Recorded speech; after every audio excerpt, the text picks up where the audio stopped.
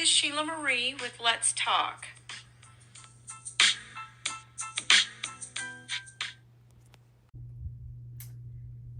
Hi, this is Let's Talk I'm Shelia. I'm Jocelyn. And Jocelyn and I are working together to try to share things that we've learned in life that have helped us so much to grow and just become better versions of ourselves. So we're going to share things ongoing.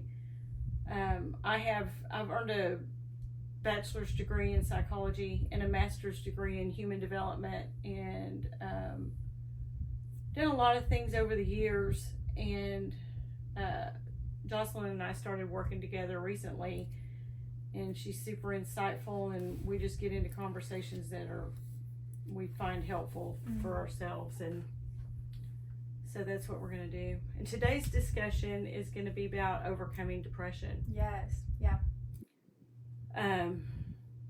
It's just such a big thing for everybody. You know, I mean, so many people struggle with depression. Yeah. Whether it's their whole life, you know, whether it's seasonal depression or circumstantial, Yeah. you know, experiencing loss, a loss in career, a loss in a person you care about. Yeah. That can all trigger depression in your life. Absolutely. Yeah. So we've come up with sort of ways that helped us overcome that depression. Yes. You know? Yes. Victory. Fight it every day. Victory. Yeah. Victory. Yeah. Yeah. And I mean, the thing about depression from a psychological standpoint is that depression occurs when you have more stressors than you do resources. Once your stressors start outweighing your resources, it's automatic. I mean, you're depressed because depression is just that the weight of circumstances. If your depression is circumstantial, it can also be genetics, and it can have a lot to do with your body. Right. And Jocelyn and I talk a lot about our food intake and yeah, our environment, our food intake, the people we have around us, whatever. Yeah, all of those things that end up affecting your mood. So, I don't know, I just kind of wanted to share, my story, I guess, in some ways. The first time I recognized depression, I didn't know what it was. But I was 6 years old. I mean, I was 6 years old and I felt it. So the depression runs in my family. And it was just evident that I was just carrying around this weight with me. And it was making life feel hard and not worth living. And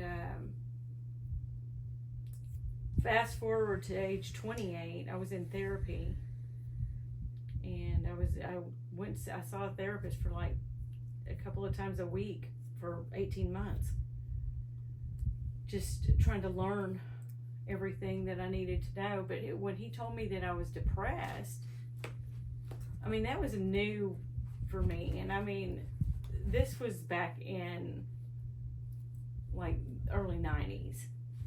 So it was on the rise for it to be a popular topic of discussion within society. Yes. Yeah. But I mean, even, you know, psychology nobody wanted to talk about depression back in the day. I mean, it was just like a bad word, and if you were depressed, something was wrong with you.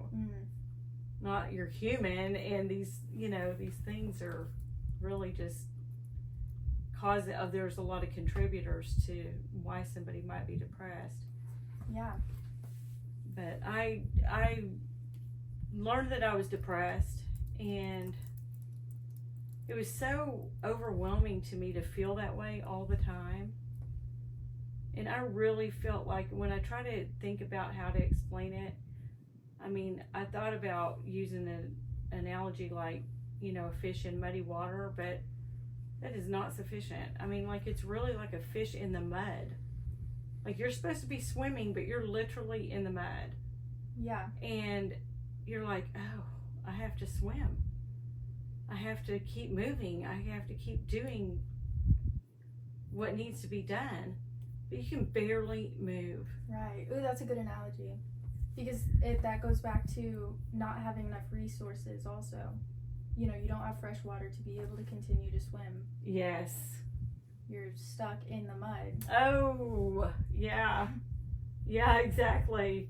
Yeah. So I mean, I decided at that time that I was either going to beat this or I was going to die trying. Because just accepting it made me feel way too hopeless. Mm-hmm. Like, I have to have some kind of hope that I'm not going to feel this way every moment of every day of my life. Right. Because you struggled with depression for how long?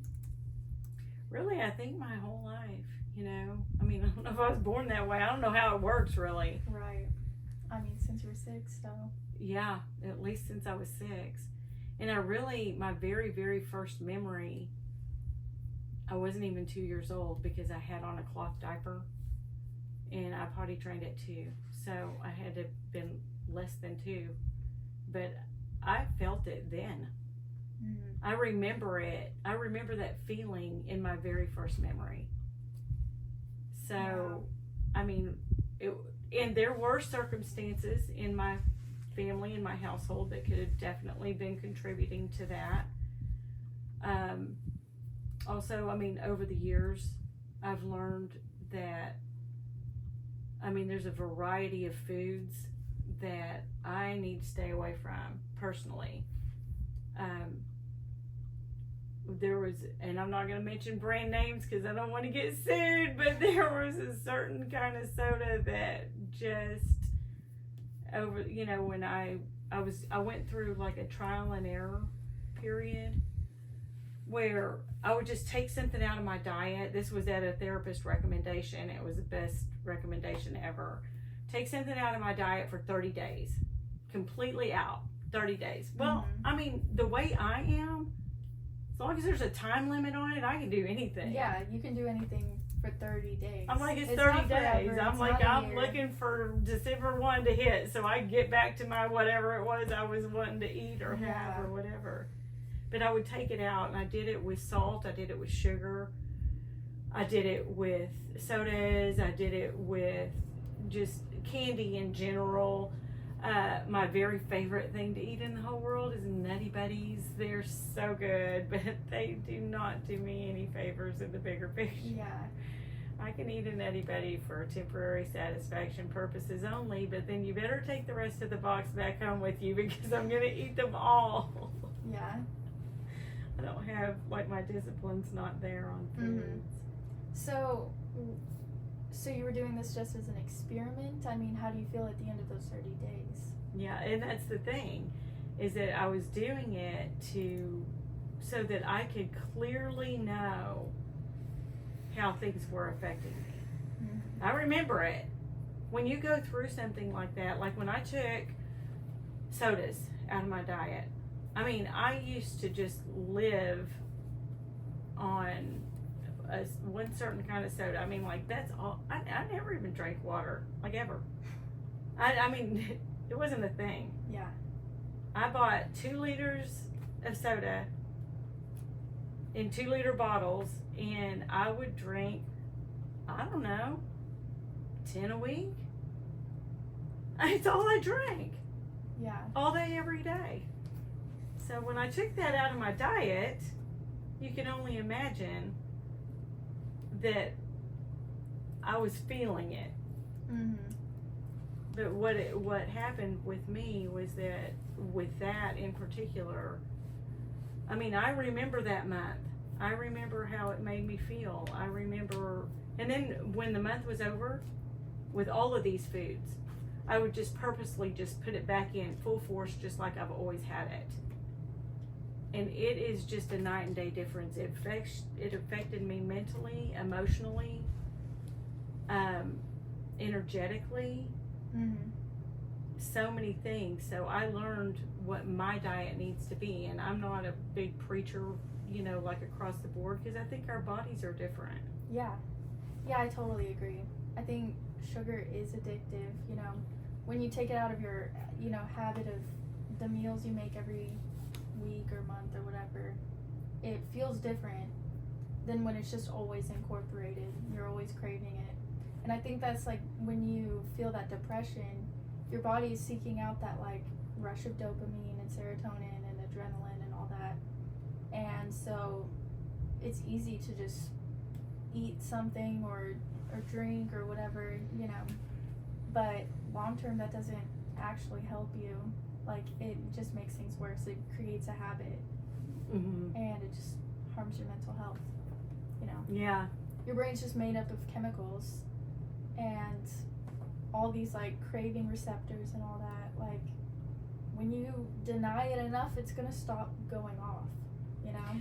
Yeah, and that is the thing about those kinds of addictions. And I'm not speaking across the board on anything. I mean, all we're doing is talking about like our own experiences with things, because I mean, I'm definitely not a medical doctor, and no. Yeah. But it is amazing how you can recognize how these things are definitely affecting you. But like you said, when you quit something for long enough, you stop craving it. I couldn't believe that I could get to a point to where I didn't crave sugar. Because I mean, I used to go in the middle of the night to the convenience store because I didn't want the sugar in my house, because I don't have any self-discipline in that regard.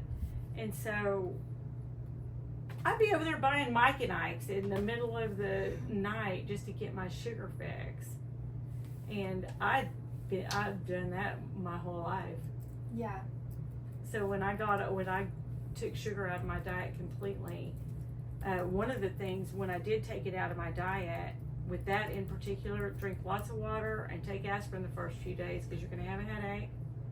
Because your brain is like, give me sugar now. It is very addictive, and foods are as well. So getting that in control made a big difference for me. And just learning those things about myself. I didn't implement them 100% until really the last few years.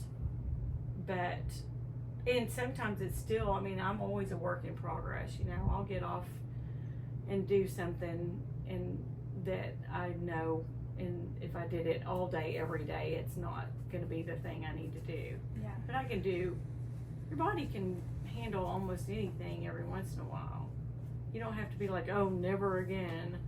Yeah. But it's also important to be like in tune with your body, and when you're craving a certain thing and afterwards you're like, why do I feel bad? You know, why don't I feel good? Why does my body hurt? You know, it's like, maybe you shouldn't be eating that, you know? Like, maybe you should have just eaten a real meal or something instead of whatever it is, you know? Something with some vitamins and nutritional value. Yeah, that doesn't mean you have to eat, like, you know, chicken breasts and rice every day, but... Hi now! Talking about my diet. That's her entire diet, yeah. Yeah. Like chicken, rice, and some kind of greens, and I'm good. Which I get, there's, you know, that's respectable for sure. But I don't know, food is fun and it can be fun, but you have to be mindful of when, you know, I'm not saying you shouldn't ever go to the movies and get popcorn or whatever. Right, yeah. But to just be aware of it is important, and how it makes you feel. you know. I think the awareness changes everything. You don't, and again, I mean, like this, just like you were saying. I mean, like, yeah, okay, you go to the movies and you're like, I really want popcorn. You get some popcorn, Right. you know. But if you're just living on stuff that's not feeding you nutritionally, I mean, these bodies of ours are machines, and sometimes I feel like it's like this is how I feel about people in general. It's like you're just bringing your car into the shop and you're like, you know, I mean, like nothing's working right. I mean, the car is just sputtering. It's not working. It just won't go right. And like you've put none of the correct fluids in any of the openings, you know. Mm-hmm. Well, of course it's not. And it's not going to be. You have to put premium fuel in your gas tank, oil in the oil tank. And we don't do this for our bodies. Mm-hmm. Everything that you put in your mouth you should be thinking about, what is this doing for this body? It's either doing something for it or it's doing something against it. And you need to stop putting stuff in there that's doing something against your own self. Yeah. But okay, easier said than done. Well, yeah, of course. But I feel like for you and I, we both live on a very like spiritual level in life.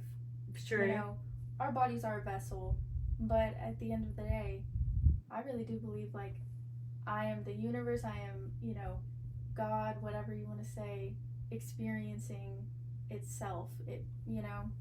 Okay. And so it's easier to listen to those cravings and be like, you know what, I hear you, but today I'm going to eat a normal meal, and you know, today I'm not going to act on my anger, and I'm just going to do the next right thing, the next best thing, you know, because that supports the highest version of myself. Yes, you know? yes. Yeah, and so when you're stuck in that depression and you're stuck in that limiting beliefs and like all these crazy negative thoughts are always in your head and things like that, I don't know, it feels like I belong here and there's no getting out, there's no escape, this is my life, mm-hmm. nothing is positive, whatever. Mm-hmm. So, I mean, I've experienced depression on a certain level, but I know you've kind of completely overcame it, you know? Yes. So, and that is the thing that was it was mind-blowing to me. So at 28, I decided to start trying to do these things, and I went mm-hmm. to school. I started taking classes. The reason I have the education I do is because I wanted to learn about psychology and our minds and our bodies and how these things work. And so I got a bachelor's in psychology, which is a lot of psychology classes, like 6, I think, and which is included in the whole degree. mm-hmm. Maybe more than that. No, it probably is more than that, actually. It's like at least 8, because it's like half of at least 8 classes. And then I wasn't through, and I got my master's in human development because I just wanted to continue to understand. But so I'm 20 years in, and I hit this place, and I'm tired of fighting. I'm tired of whatever.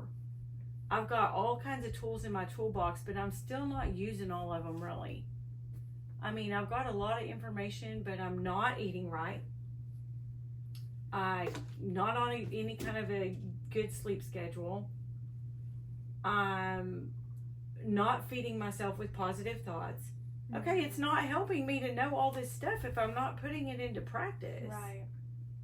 So I was 48 and I decided to take my life. I was done. I was going through a lot of stuff. I felt worthless. I just felt like this planet is going to be better off the minute that I'm not here anymore. And I decided to do it. And I was just going to do it. So I was like, okay, well then what am I going to do? I don't have a gun. I don't want to do something that might not work. God forbid I should make this picture worse than it is already. And I mean, I just realized, I was like, oh my gosh, I wondered my whole life why people would hang themselves. Well, I know why now. Because I was like, oh God, I don't even have to make any kind of a commitment. I just got to set the whole thing up. And then the only commitment I have to make is to kick that chair out. Jeez. I know. Yeah. I was like, I can do this. And then, like, it's pretty much a for sure thing. Because my husband's not going to get home from work for hours. So, I was going to do it. Like, I started setting it up. I was like, oh, here we go. I'm about to be done with this. This pain is going to be over. I'm not going to have to deal with this stuff anymore. My kids will be better off because I'm such a piece of crap and blah, blah, blah. I mean, just weird stuff I'm telling myself. And I was going to do it. And then, I don't know. I mean, like I was in the process of setting everything up, and a couple of realizations, like one was, okay, like we don't know what happens to our soul when it leaves our body. Am I going to get stuck in this garage forever? Like, what is it? Like, where's my spirit going to go? How's that going to work? And then I had like some religious beliefs, like, oh, what if I go like straight to hell for this or whatever? Like, that's going to be worse. So I was thinking about all of that. Like, you don't really know what's going to happen. Now, I believe that our spirits are eternal. And with my belief now, I believe that whatever you gain and learn in this life goes with you. You're not any different. When you leave this body, you're still you. And whatever you learned goes with you. And whatever you didn't learn goes with you. And you've still got lessons to learn. The lessons aren't going away, people. Right. Just learn them. Do the tough stuff. Life is hard. But it can be beautiful. Yeah. You just have to look at challenges like a growth opportunity when something's hard, instead of being like, oh my God, today's so hard. Okay, well, what are you going to do about that? It's not going to get easier because you're sitting here crying about it. Right. So what did you do? So I also, in that process, I realized that my husband was going to find me, and he was never going to get over that. He's going to live his whole rest of his life damaged, because you don't get over that. And then I started, somehow, some kind of rationality got into my head, and I started thinking about my kids, and I just thought, you know what? At that time, I was afraid because I was in the middle of a legal thing, and I was afraid I was going to go to prison. Terrified. And I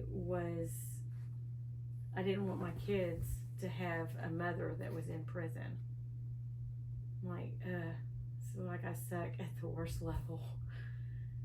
And I realized that, I don't know, even the version of me in prison is better than the version that took her own life. Mm. You know? For a kid, I don't care how old your kid is. They're never going to get over that. And that story is going to go on for generations. And it's going to affect people. Mm-hmm. And it's going to affect people who love you, that you love. So I realized I wasn't going to do it. And then that was when my breakthrough came.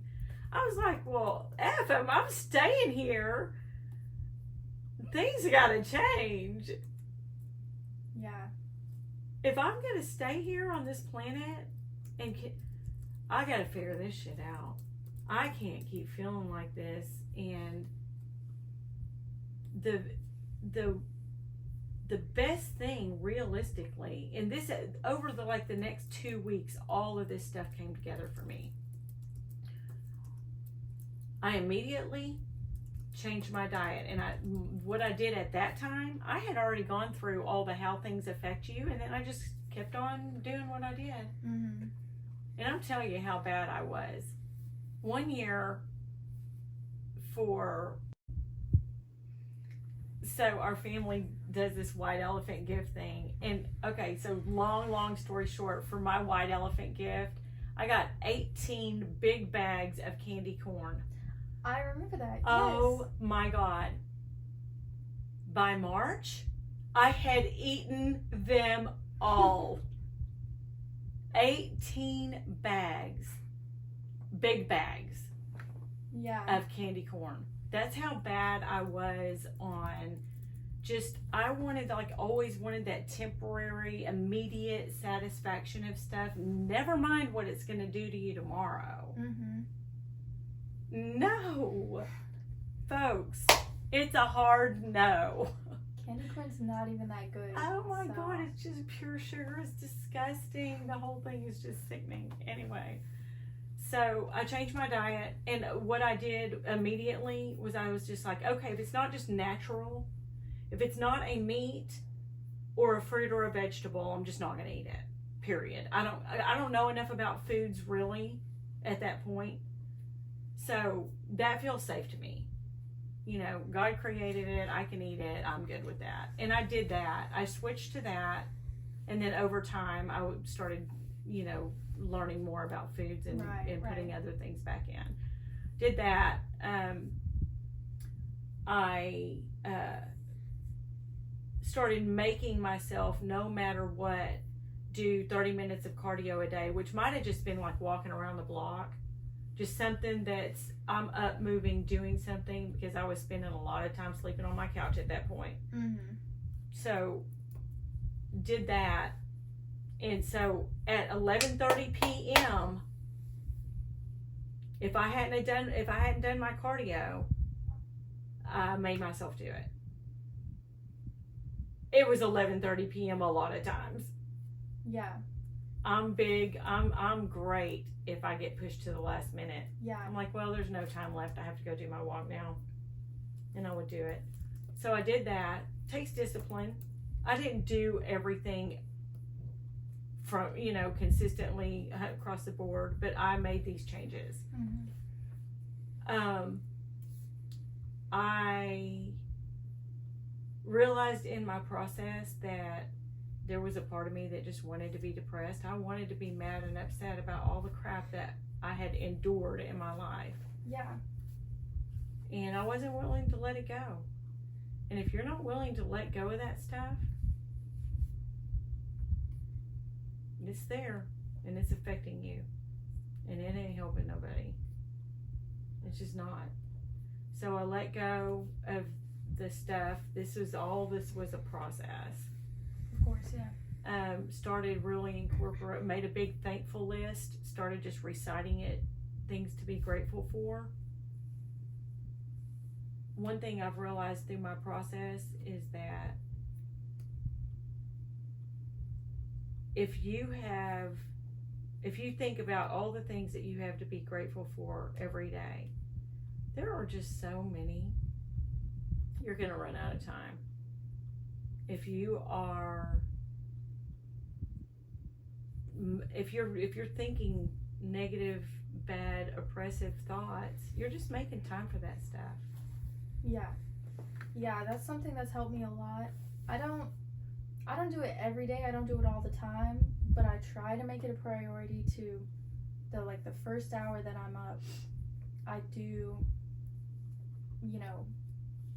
write down what I'm grateful for, or say out loud or speak in my head about things that I'm grateful for in my life, in the world, and in, I don't know, the beauty I see in others, like whatever. Really, it can be really simple, Yeah. It just changes the whole day. Because, I don't know, when you work in sometimes it's unavoidable to work in a workplace that has negative energy or drama or whatever. True. Yeah. Sometimes the world has to keep running. Mm-hmm. So you got to make that money, and maybe you're stuck in a job you really hate or whatever. I don't know, it's good to center back onto it, at least in the morning and night, but knowing that you can kind of, what's the word? Not disassociate, but separate from that negative Or environment. put up a boundary. Yeah. Yeah, Yeah. put up a boundary. Mm-hmm. Yeah. Boundaries are a form of self-love, in my opinion. Self-care. I agree. Absolutely. Because if you're not respecting yourself when you're interacting with other people, then I don't know. If you're letting other people disrespect you, you're not respecting yourself. Yeah. That's what I mean, you know. And that's not helping them. I mean, you're helping no one. No. You know? No. Coming as you are, as your authentic self, is the best way to live your life. You know? Agreed. So when you're absolutely stuck in those negative environments, I don't know, it's easy to feel like that's overwhelming, but knowing you can set those boundaries and separate from it helps a lot. Helped me a lot whenever I was stuck in those situations, you know. Yeah, I have like this, it's in my head obviously, but it's like this thick plexiglass thing that I have up. Like I can see everything and everyone, but I'm just like, no, you're gonna have, that energy cannot permeate my space because I can't handle it. Yeah. And I don't want to handle it. Yeah, it takes figuring out what you're actually letting in. Because if you're just like going through life numb or whatever, sometimes you can't tell when you talk to one person and you feel like you're in a bad mood for the rest of the day and you're like, I can't figure out why I feel so awful today. You know, it's like because you keep hanging out with this one awful person. Right. Or somebody that's having that effect on you. Yeah. And the thing about that, what I've learned over time is that I don't have to worry about everybody else. This was part of my breakthrough when I realized I spent my whole life trying to take care of everybody else and wanting somebody else to take care of me. Mm-hmm. I wanted to solve everybody else's problems except my own. And then when I had problems I didn't know how to handle or deal with or whatever, I just wanted to call somebody and get somebody else to fix it. But the truth is, bottom line, every single individual is in charge of themselves. It is your responsibility and your responsibility alone. No matter how much I want to help you, I can only do so much. Mm-hmm. The actual doing has to take place in you. Mm-hmm. I can't do that for you. And at the time when I was having that breakthrough, my youngest daughter was only 8 years old and she was living with her father. And the whole thing was just very disturbing for me that I wasn't raising my child and in my home. And even with her in my process, I had to realize this 8-year-old girl is responsible for how she responds to life. All I can do is share what I know with her, and the rest is up to her. I can't fix her world. I can't choose for her. And I let it go. I let it all go. Because what am I letting go? Besides some weird facade that I have in my head that's not even real. Mm-hmm. I'm not in control of her. She is. I can do all the good things that I can do, but the result is not up to me. Yeah. The only result that's up to me is how I live my life and what I choose to do, think, and believe. I'm not in charge of anybody else, and nobody else is in charge of me. And they can't do it for me. And when somebody doesn't answer the phone because I'm, feel like I have a need at the moment, I gotta figure out how to self-soothe and help myself. Meet your own needs. Yeah. Yeah, and find ways and read something positive and pick up a happiness book or do something besides cry and take zero responsibility. Yeah. Yeah, when you're stuck in that like debilitating level where it's like, well, I need someone else to do this or it will not get done. That's I lived in it. yeah. I mean that is like depression, you know. It's a part of it, a symptom of it. Yeah. Yeah, it is it results in it. Mm-hmm. Absolutely. So okay, so water intake is important. We need water. Our bodies are like 70% water, and we need to be drinking water. I literally, it's just about all I mean, I drink 1 cup of coffee in the morning because God, if I don't, I have 0 brains. I mean, like I literally can't think without a cup of coffee. Mm-hmm. I've tried, doesn't work. But other than that, I drink water all the time. Makes a huge, huge difference. You know, saying you want the depression to go away and being willing to do all the things in hopes that it'll help something, because you don't know. It's kind of hard to get that discipline when you're like, I don't even know if it's going to help. And I'm like, okay, but my God, it's not going to hurt anything. Right. That's that hopelessness. Yeah. Because, yeah, I mean, you don't know if it's going to help. Everybody is an individual and different things work for different people. You know, some people need to talk to a counselor or whatever, change their environment. Mm-hmm. But trying something, starting with something, at least gives you hope, you know? Yeah. Yeah, and it does. There is hope in it, and you might as well try it. I mean, depression will tell you you can't get off that couch. Mm-hmm. It told me that for years. But the truth is that if I decide to stand up and put 1 foot in front of the other and start a load of laundry, that's gonna, just that part of the process, that's it. That's going to take me maybe 15 minutes. Maybe. Like at most. Right. Yeah. Well, or I can just keep laying here under my covers depressed for the next 15 minutes. Thinking about how you should that are going to go by and make me more depressed because I'm not doing what I need to do. Mm-hmm. I just started pushing through it that way.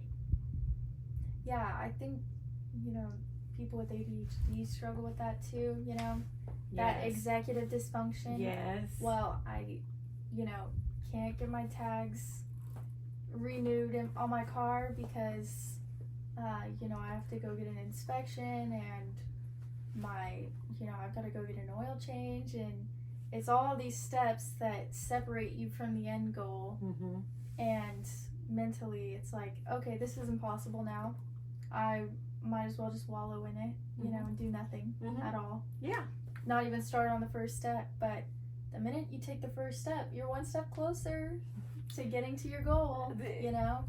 When I was going to get my education, I was talking to a mentor, and I was just telling her, like I'm going to be freaking 40 years old before I finish all this stuff. And she said, yeah, or you're going to be a 40-year-old secretary. Right. I mean, 40's coming either way. Do something. It's not, you're not changing anything if you do nothing. And if you do something, you're going to wake up one day and be a therapist. Yeah. Yeah, exactly. And I was like, but then I was like, well, I don't know. I don't think I'm smart enough. I don't think I can do it. And she said, you know how you get a master's degree? I was like, what do you mean? She said, just 1 test at a time. Just go take 1 test at a time. You can pass a test, right? I'm like, yeah, I can. She's like, okay, we'll just go pass a test 1 at a time, and then you'll find yourself right where you're wanting to be. Yeah. Yeah. And I did. That's so cool. Yeah. I think something I struggled a lot with in college was, you know, you have your early morning class and you're like, I do not want to go today. And so you skip it and then, basically never go back after that, Yeah, I've done that. Yeah. And it just spirals into that. That's when I first felt my, Okay, so, also, just to really get into some points on overcoming depression, the positive thinking, overriding negative thoughts.